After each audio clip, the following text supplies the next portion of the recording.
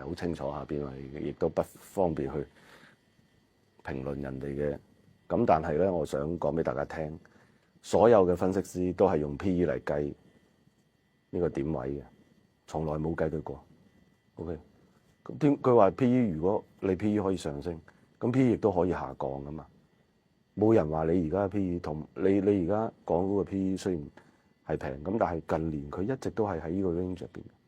咁所以你去期望佢邏輯就係話，如果你係認為呢一個 P/E 更上一個台階，係乜嘢東西讓佢更上一個台階？你要將呢個邏輯講清楚，咁樣先有偈傾啊！否則你話哦，我覺得咁我再高啲去到3萬就得啦，係咪？我覺得吹水啦，係啊！我覺得邏輯更加重要，即係你點解認為港股嘅呢一個港股嘅呢一個估值嘅倍數會擴張啊？點解？咁有可能咧就係嗱，我哋啱講啦，放水，咁有可能啦，大幅而且係大幅放水。第二咧就係呢一個內地嘅資金加速流入港股嚇，咁對於我哋港股嚟講，亦都係一個好嘅一個好嘅呢個襯托啦。咁第三咧，技術圖形咧，我認為港股係仲有新高嘅。呢句話其實我哋講咗好耐㗎啦。咁所以咧，我哋係3月份睇到個新高個高位啦嚇，24,000。